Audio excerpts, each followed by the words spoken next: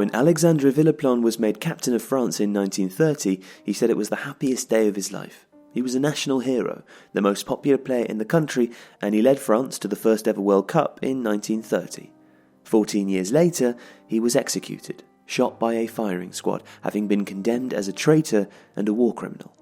The Second World War, in all its brutality, had revealed the true character of a treacherous and deceitful man. Villaplane was born in Algiers, in French Algeria, the son of working-class immigrants. He grew up in a family without money, struggling to get by, and that clearly contributed to his desire for wealth later in life. When he was 16, he moved to the south coast of France to live with his uncle. Villaplane had almost no formal education, but he did excel at one thing: football. He joined local club FC Seat, where he quickly established himself as a unique talent. The club's manager, Scotsman Victor Gibson, was impressed enough to promote the teenager to the first team. It was clear early on that Villaplane wanted money above all else. He had not been long at Seat when he was lured away to rivals Nîmes, who offered a more substantial salary. His decision was vindicated, though, as he quickly became a star name at the club. Fans admired his relentless energy and his crunching tackles and powerful headers. In 1926, Villaplane won his first France cap against Belgium. His reputation was quickly rising, and the fame, it seemed, had gone to his head.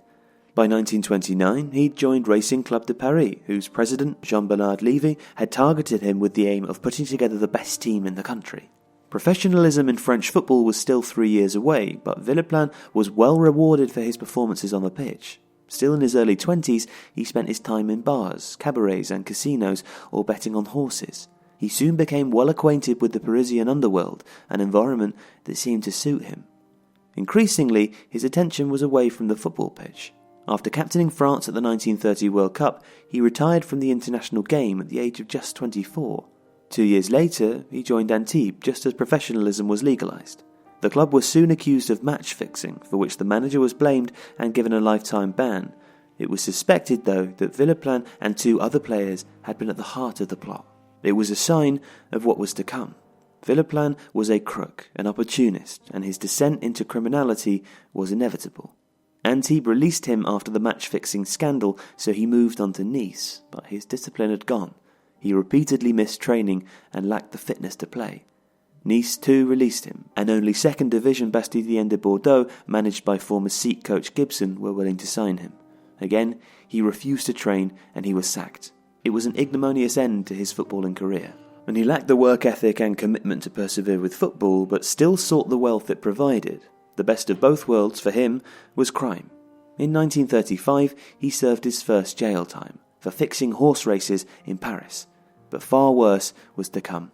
In June 1940, the Nazis invaded France. Their swift incursion of the country was brutal and merciless and left thousands living miserably. For Villaplane, though, it was an opportunity.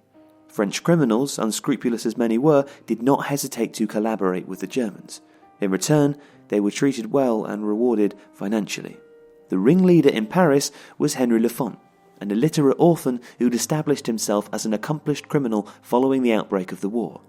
He was tasked with recruiting others to do the Germans' bidding, to track down the resistance fighters and Jews. Villaplane, by now who had turned smuggling gold, eventually joined up with Lafont. They spent their days torturing and coercing dissidents in a dark cellar in Paris. Villaplane showed no remorse. He was concerned by little other than his own well-being and his own financial gain, and he was soon rewarded for his deplorable work. By 1943, French resistance had grown stronger and more organised. A concerned Hitler ordered the extermination of all rebels, and Lafont suggested that a rank made up of France's immigrant population should be formed. The Brigade Nord-Africaine was created in February 1944, and Villaplane was at the helm, given the title of SS Sub-Lieutenant. This new unit was to cover the Périgord region, where they would round up dissidents and put an end to the uprising. In June 1944, Villaplane and his men captured 11 resistance fighters in the small village of Moussadan. The men and women, aged between 16 and 26, were taken to a ditch and shot. He gave the order, and he pulled the trigger too. There are countless tales of his unimaginable cruelty. In Philippe Aziz's 1970 book, Tu trahir sans vergogne, he is depicted as a sadist, a man who seemed to enjoy inflicting such pain on his victims. Though he'd paid little attention to the progress of the war, Villaplane soon noticed that Germany might be defeated, that a successful French resistance might leave him in a precarious position. So he began to show mercy to those he'd been ordered to track down. He'd let some escape, but not because he felt pity for them. He did so only to better his own reputation and to avoid prosecution when the war ended.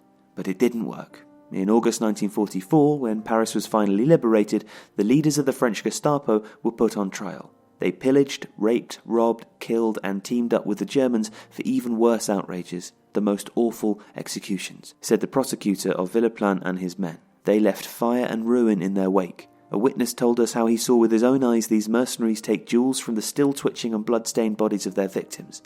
Villaplane was in the midst of all of this, calm and smiling, cheerful, almost invigorated.